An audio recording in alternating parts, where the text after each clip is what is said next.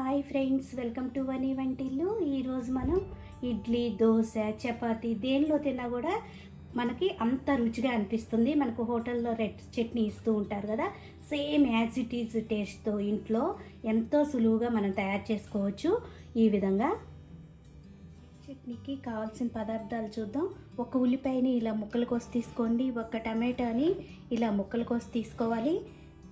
మనం రెడ్ చట్నీ కాబట్టి కొంచెం చట్నీ రెడ్గా ఉంటే బాగుంటుంది. ఇట్లా కాశ్మీరీ చిల్లీ మీ దగ్గర ఉంటే ఇట్లా కాశ్మీరీ చిల్లీస్ని తీసుకోండి. ఒక 4-5 మామూలు చిల్లీస్ ఒక 2-3 తీసుకోండి. మీ దగ్గర అవి అవైలబుల్ లేకపోతే ఈ మామూలు చిల్లీస్ అయినా కూడా వాడుకోవచ్చు. 3 టేబుల్ స్పూన్లు పచ్చి కొబ్బరి తురుము తీసుకోండి, ముక్కలైనా పర్వాలేదు. కొంచెం అల్లం ముక్క, 3 వెల్లుల్లి గబ్బాలు, కొంచెం చిటికెడంత చింతపండు, రుచికి తగినంత ఉప్పు, కొద్దిగా కరివేపాకు, 3 టేబుల్ స్పూన్లు పుట్నాలు. ఇప్పుడు తయారీ విధానం చూద్దాం. చేసుకుని ఒక బాండీ పెట్టుకోండి. దానిలో 2 టేబుల్ స్పూన్లు ఆయిల్ వేసుకోండి. ఆయిల్ వేడయ్యాక మనం తీసుకుని ఎండుమిరపకాయలను వేసి వేయించుకోవాలి. 1 నిమిషం ఎండుమిరపకాయలను వేగనివ్వండి.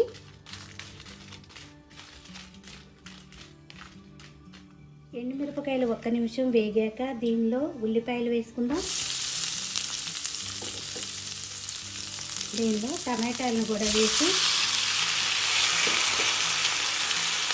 ఇప్పుడు అన్నీ కలిపి వేయించుకోవాలి. 2-3 నిమిషాలు వేయించుకుంటే మనకి టమాటా ఉల్లిపాయ కూడా సాఫ్ట్గా అయ్యి వేగిపోతాయి.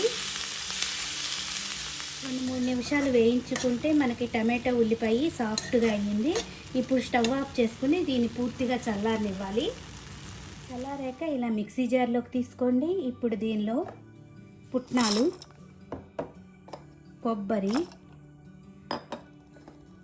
చింతపండు,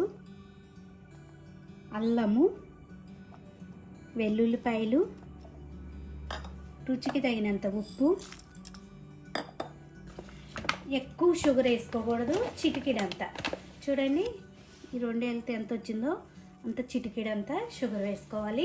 ఇప్పుడు కొద్దిగా వాటర్ని వేసుకుని మెత్తగా గ్రైండ్ చేసుకోవాలి. ఇలా మెత్తగా గ్రైండ్ చేసుకున్నాక దీన్ని ఒక గిన్నెలోకి తీసుకుందాం.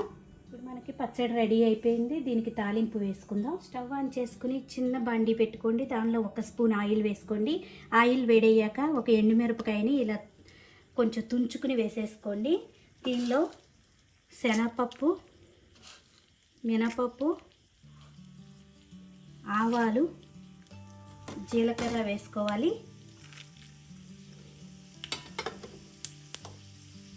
ఇప్పుడు దీనిలో కరివేపాకు వేసుకుందాం. తాలింపు వేగిపోయింది. ఇప్పుడు స్టవ్ ఆఫ్ చేసుకుని ఈ తాలింపుని పచ్చడిలో కలుపుకోవాలి. తాలింపుని ఇప్పుడు పచ్చడి పైన వేసుకొని కలుపుకోండి. ఎంతో టేస్టీ అయిన రెడ్ చట్నీ రెడీ అయిపోయింది. మీకు ఈ వీడియో నచ్చినట్టయితే లైక్ చేయండి, షేర్ చేయండి, కామెంట్ చేయండి. మరిన్ని వీడియోల కోసం వనీ వంటిల్ని సబ్స్క్రైబ్ చేసుకోండి. Thank you for watching.